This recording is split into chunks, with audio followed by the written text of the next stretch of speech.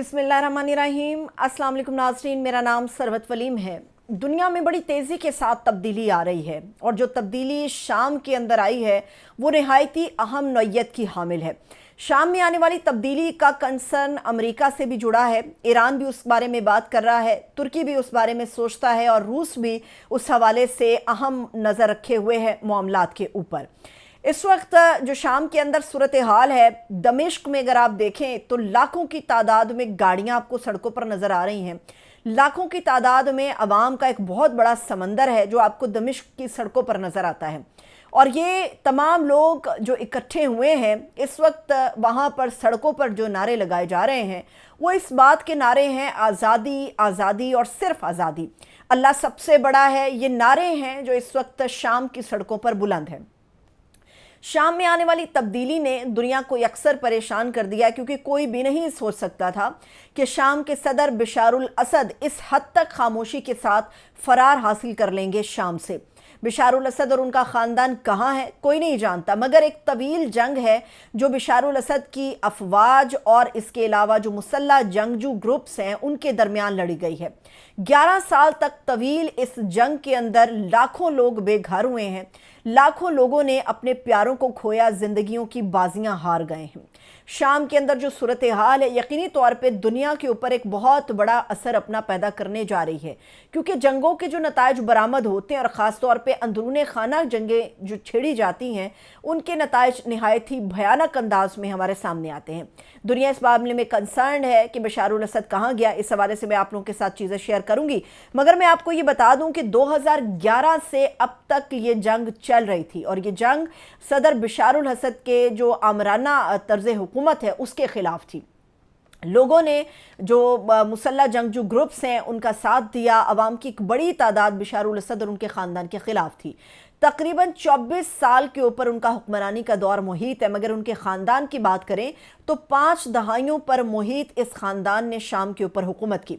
बशारुल असद के ऊपर यह इल्ज़ाम था कि रूस की उसे हिमायत हासिल है और ईरान भी जो बशारुल असद की हुकूमत का हामी था अब इस मामले में काफ़ी ज़्यादा परेशान नज़र आता है। तुर्की भी इस मामले में कुछ हद तक मुतमईन मगर कुछ हद तक हमें परेशान नज़र आता है। उसकी सबसे बड़ी वजह जो हमें नज़र आती है कि हफ्ते के रोज़ अक़वाम मुत्तहिदा के जो नुमाइंदगान हैं उसके साथ ईरान, रूस और जो तुर्की के सफारतकार हैं उन्होंने एक बड़ी तवील और अहम मुलाकात की और इस मुलाकात के अंदर शाम की सूरत हाल के ऊपर बड़ी तफसील के साथ गुफ्तगू की।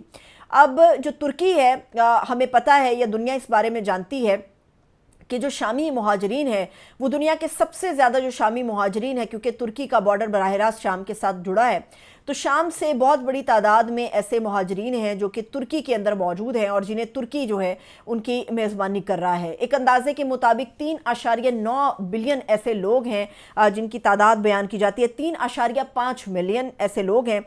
जिनकी तादाद बयान की जा रही है कि जो तुर्की के अंदर मौजूद है और तुर्की की जो इकॉनमी है उसके ऊपर उनका बड़ा बोझ है। लेकिन तुर्की ये नहीं चाहता कि पूरे शाम को मुसल्लह जंगजू ग्रुप्स जो हैं वो हथिया लें। इस मामले में जो उनके कंसर्न है वो उन्होंने अक़वाम मुत्तहिदा के सामने रखे हैं। लेकिन ईरान इस हवाले से कुछ हमें परेशान नज़र आता है। तेहरान के अंदर जो है इस हवाले से काफ़ी ज़्यादा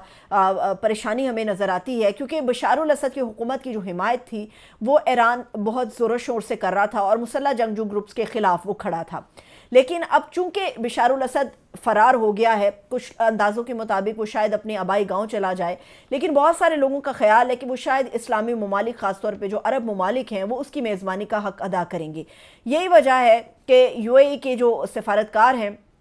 और या सिफारती मुशीर कह लीजिए, यूएई के सदर के सिफारती मुशीर हैं अनवर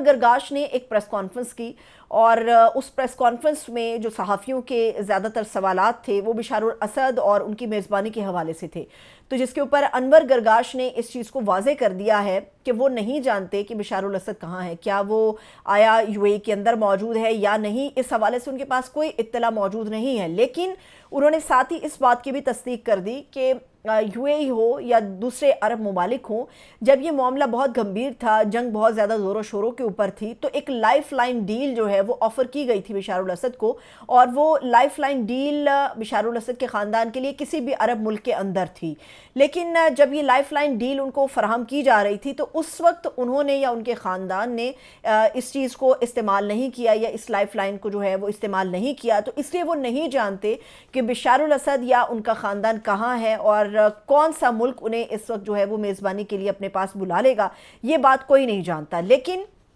ایران کے اندر جو اس وقت پیچیدگی پائی جاتی ہے شام کی صورتحال کے اوپر، اس بات کو لے کر ہے کہ ایران معاملات کو آگے بڑھانا چاہتا ہے، لیکن ایران کی یہ خواہش ہے کہ اس وقت جو وزیر اعظم ہیں شام کے، وہ اور جو جائز مسلح گروپس ہیں وہ آپس میں بیٹھیں، بات چیت کے عمل کو آگے بڑھائیں اور مشاورت کے ساتھ چیز کو لے کر آگے بڑھیں، کیونکہ ایران کی نہ تو یہ خواہش ہے اور نہ یہ کوشش ہے کہ پورا جو ملک ہے، پورا شام جو ہے وہ مسلح گروپس کے حوالے کر دیا جائے، کیونکہ ایران کا خیال ہے کہ شام کے اندر کوئی بھی ایسی چیز جو امریکہ کی آشیرواد سے ہو رہی ہے ڈیفینیٹلی وہ نقصان پہنچائے گی، اور ایسی کسی بھی سازش کو ناکام بنانے کے لیے ایران نے اپنی اب بھی حمایت جو وہاں پر افواج ہیں ان کے لیے جاری رکھی ہوئی ہے، اور اس بات کا اعلان بھی کیا ہے کہ وہ مسلح گروپس کے خلاف کارروائی کو آگے بڑھائے گا اگر وہاں پر امریکہ کی آشیرواد کے ساتھ کچھ بھی کرنے کی کوشش کی گئی۔ لیکن صورتحال کے اوپر ٹھنڈا پانی ڈالنے کے لیے امریکہ کے جو نومنتخب صدر ہیں ڈونلڈ ٹرمپ، جو بھی انتظامی طور پہ اپنے عہدے کو سنبھالیں گے، انہوں نے ایک بہت ہی اہم نوعیت کا ٹویٹ کیا ہے جس نے دنیا کی توجہ اپنی طرف مبذول کرائی ہے۔ امریکہ میں ڈونلڈ ٹرمپ یہ سمجھتے ہیں اور انہوں نے اس چیز کا اظہار بھی کیا ہے کہ جو شام کی جنگ ہے وہ ان کی اندرون خانہ جنگ ہے، اس میں امریکہ کا نہ تو کوئی کردار ہے، اور وہ سمجھتے ہیں کہ اس میں امریکہ کو اپنا کردار ادا نہیں کرنا چاہیے، یہ شام کی حکومت اور شامی عوام کے درمیان کا معاملہ ہے، اسے وہیں پر حل ہونا چاہیے۔ ترکی یہ سمجھتا ہے کہ جو شامی مہاجرین ہیں اگر وہ واپس چلے جائیں گے تو ایسی صورت میں ان کے لیے جو سب سے زیادہ آسانی ہے وہ ان کی اکانومی کے حوالے سے ہوگی،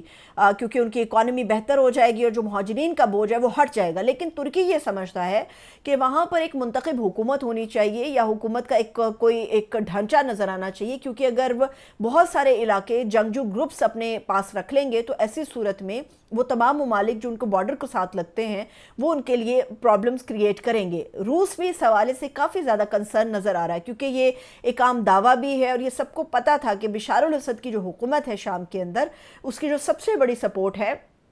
وہ روس کے صدر پیوٹن کی طرف سے آتی ہے۔ مگر ڈونلڈ ٹرمپ کا یہ ٹویٹ جو ہے یہ بہت معنی خیز ہے، جس کے اندر وہ یہ بھی لکھتے ہیں کہ چونکہ بشار الاسد کی حکومت کا سب سے بڑا حمایتی رشیا تھا اور رشیا نے اپنی جب حمایت کا ہاتھ کھینچ لیا بشار الاسد سے تو بشار الاسد کو شام سے بھاگنا پڑا، اور اب کہاں ہے بشار الاسد یہ بات کوئی نہیں جانتا، لیکن دنیا کی نظریں اس وقت شام کی طرف لگی ہوئی ہیں، کیونکہ وہاں پر بننے والی حکومت یا وہاں پر بننے والا جو ایک انتظامی ڈھانچہ ہے وہ اپنی جگہ اہمیت کا حامل ہے۔ قطر اس حوالے سے ہمیں پریشان نظر آتا ہے، مگر قطر اس بات کو کہہ کر آگے بڑھا رہا ہے کہ وہاں پر انتظامی امور کوئی بھی سنبھالے، لیکن ہم خواہش کرتے ہیں کہ وہاں پر ایک جو خوش آئند حکومت بننی چاہیے، چاہے وہ کسی کی بھی ہو، اور قطر ان کے ساتھ اچھے تعلقات چاہتا ہے۔ کسی بھی ملک یا کسی بھی ریاست کے اندر سب سے زیادہ جو اہمیت کی حامل ہے وہ وہاں کی پبلک ہے۔ شام کی عوام سمجھتی ہے کہ بشار الاسد اور ان کے طرز حکمرانی نے شام کو سب سے زیادہ نقصان پہنچایا اور شام کے لیے مشکلات کھڑی کی، اور شام کے اندر اس جنگ کے اندر لاکھوں لوگوں کو بے گھر کیا گیا اور لاکھوں لوگوں نے اپنی زندگی کی بازی ہار دی۔ دنیا کی جو یہ بحران ہے، پناہ گزینوں کے جو بحران اگر کنسیڈر کیے جائیں تو سب سے بڑا جو انسانی بحران ہمیں پناہ گزینوں کا نظر آتا ہے وہ شام کے اندر نظر آتا ہے، کیونکہ اس جنگ میں جو تقریباً 11-12 سال رہی، اس جنگ کے اندر جو سب سے زیادہ نقصان ہے وہ شام کی حکومت نے اٹھایا۔ اب شام کی جو حکومت ہے وہ یہ سمجھتی ہے اور شام کے جو لوگ ہیں وہ یہ سمجھتے ہیں کہ اب ہمارا ریاست بنانے کا عمل شروع ہو گیا ہے، بہت محنت کی ضرورت ہے اور بہت ہمت دکھانی ہوگی۔ اب وہاں پر جو گولیوں کی تڑتڑاہٹ ہمیں سننے کو آتی ہے یا وہاں پر لوگوں کا جو ہجوم نظر آ رہا ہے وہ جشن کی صورت میں ہے، وہ خوف کے لیے نہیں ہے، اسی لیے وہاں پر بچے، بوڑھے، جوان، مرد، عورت کوئی بھی خوف کا شکار نہیں ہے۔ لیکن ریاست بنانے کے لیے ایک انتظامی ڈھانچہ بے حد ضروری ہے، اسی لیے پوری دنیا شام کے اوپر نظر رکھے ہوئے ہے کہ وہاں پر کس نوعیت کا انتظامی ڈھانچہ بنتا ہے جو کہ ان کے مستقبل اور ان کے ساتھ جڑے ہوئے خطے کے دیگر ممالک کے لیے سب سے زیادہ اہمیت کا حامل ہوگا۔ ابھی وہاں سے اپڈیٹس کا سلسلہ مسلسل جاری ہے، دیکھتے ہیں کہ وہاں پر آنے والے نئے انتظامی ڈھانچے کے اندر کون کون شامل ہوگا اور مشاورت کے اس عمل کے اندر کیا دیگر غیر ملکی طاقتوں کو شامل کیا جائے گا، دیگر اہم لوگوں کو شامل کیا جائے گا یا نہیں کیا جائے گا۔ اس کا فیصلہ بھی شام کی عوام اور شام کے اندر جو مسلح جنگجو گروپس اب قابض آ رہے ہیں ان کو طے کرنا ہوگا۔ اجازت دیجیے، اپنا بہت سا خیال رکھیے۔ خدا حافظ۔